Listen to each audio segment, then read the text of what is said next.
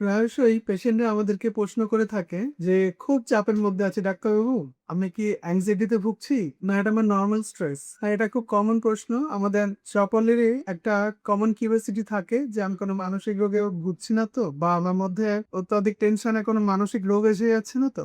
আজকে খুব শর্টে আপনাদেরকে কিছু ইনফরমেশন দেওয়ার মাধ্যমে জানাবো যে আপনি কিভাবে বুঝবেন যে আপনি অ্যাংজাইটি ডিসঅর্ডারের শিকার নাকি আপনার এটা সাময়িক স্ট্রেস বা স্ট্রেস রিলেটেড ইস্যু নিয়ে আপনি ভুগছেন। চলুন দেখে নিই এক এক করে।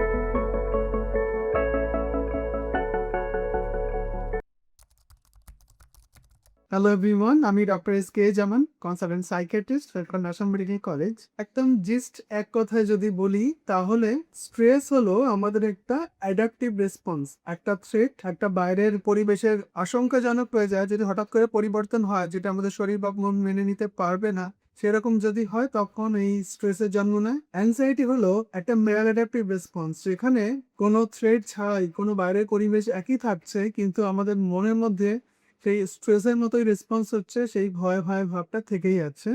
কোনো থ্রেট ছাড়াই যখন হয় তখন সেটা অ্যাংজাইটি। সুতরাং আপনার দুশ্চিন্তা বা আপনার মানসিক উদ্বেগ বা মানসিক অস্থিরতা যদি কোনো কারণে হয়, আপনার জব চলে যাওয়া বা ঝগড়াঝাটি করা বা সামনে এক্সাম আছে, পরীক্ষার টেনশন বা পরিবেশ উদ্বেগজনক কোনো পরিস্থিতি তৈরি হলো, তার জন্য যদি হয় তাহলে সেটা স্ট্রেস রেসপন্স বা স্ট্রেস, এবং কোনো কারণ ছাড়া যদি শুরু হয় এবং দীর্ঘদিন ধরে চলে তখন সেটা অ্যাংজাইটি। কেউ পয়েন্টে বলবো যে চাপের মুখে আপনি পড়েছিলেন সেই চাপটা যদি চলে যায় তাহলে আবার যদি আপনি আগের মতো নর্মাল হয়ে যান তাহলে বলবো যে আপনি স্ট্রেসে ভুগছিলেন। কিন্তু কোনো চাপ ছাড়া অথবা চাপ চলে যাওয়ার পরও যদি আপনার সিমটমস থেকে যায় তাহলে বলবো যে আপনি অ্যাংজাইটি শিকার বা অ্যাংজাইটি ডিসঅর্ডারের শিকার। আপনার ভাবনা যদি অত্যাধিক ভবিষ্যৎ কেন্দ্রিক হয়, ভবিষ্যতে কি হবে চিন্তা যদি অনেক বেশি পরিমাণে হয় এবং কোনো থ্রেট ছাড়াও হয়, তাহলে বুঝতে হবে আপনি অ্যাংজাইটির শিকার। এসে ভবিষ্যৎ চিন্তা হয় কিন্তু সমস্যাটা যখনই চলে যায় তখন ভবিষ্যতের চিন্তাটা চলে যায়। চতুর্থত বলবো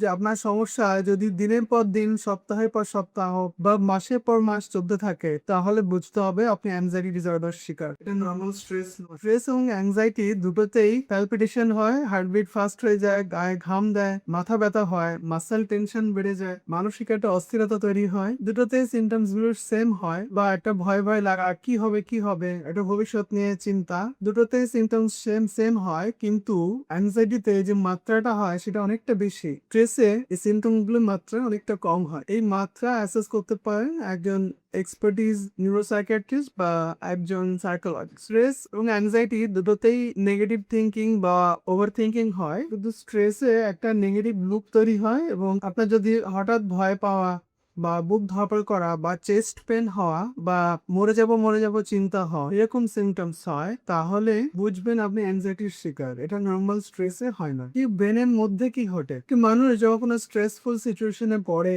তখন আমাদের ব্রেনের মধ্যে অ্যামিগডালা অ্যাক্টিভেট হয়, সেই সাথে সাথে আমাদের কর্টিজল বেড়ে যায়, অ্যাড্রিনাল বেড়ে যায়, আমাদের শরীরের মধ্যে একটা ফাইট অর ফ্লাইট রেসপন্স হয়, শরীরের মধ্যে একটা উত্তেজনা তৈরি হয়, এবং আমরা সেই ফোকাস ভাবে সেই প্রবলেমটা সলভ করার চেষ্টা করি অথবা সেটা নিয়ে বেশি চিন্তা করতে থাকি। এটাই হলো স্ট্রেসে হয়। অ্যাংজাইটির ক্ষেত্রে কোনো স্পষ্ট থ্রেট ছাড়াই অ্যামিগডালা অতিরিক্ত সক্রিয় হয়ে থাকে, লোকাস সেলুলিয়াস থেকে নরএপিনেফ্রিন বেশি আসে, প্রিফ্রন্টাল কর্টেক্স দুর্বল হয়ে যায়, ফলে অতিরিক্ত ওয়ারি, ফিয়ার অফ ডুম চলতে থাকে। সুতরাং দুটোতেই amygdala, hippocampus, prefrontal cortex circuit জড়িত।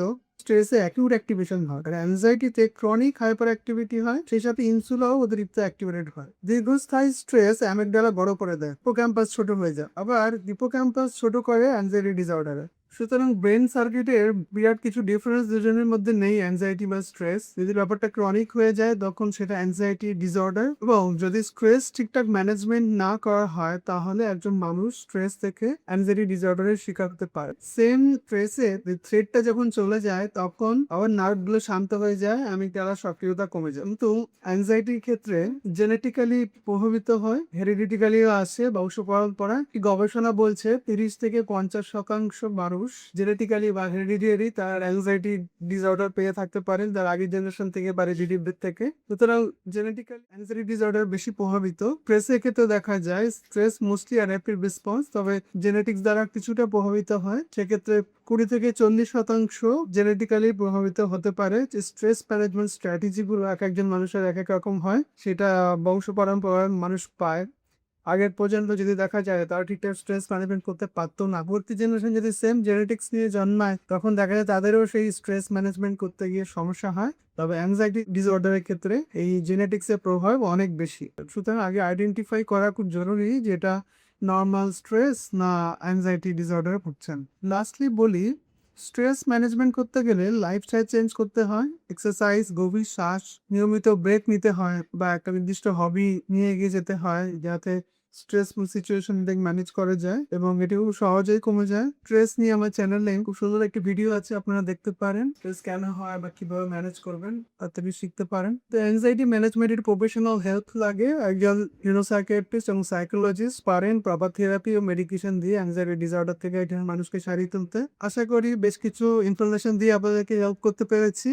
আপনারা সবাই ভালো থাকুন। আমার ভিডিওটা আপনারা বেশি বেশি করে শেয়ার করুন যাতে মানসিক রোগ সম্পর্কে, স্ট্রেস, অ্যাংজাইটি সম্পর্কে মানুষ বেশি বেশি করে জানতে পারে, শিখতে পারে। ও ভিডিওটি ভালো লাগলে লাইক করুন, আমার চ্যানেল মনে কথাকে সাবস্ক্রাইব।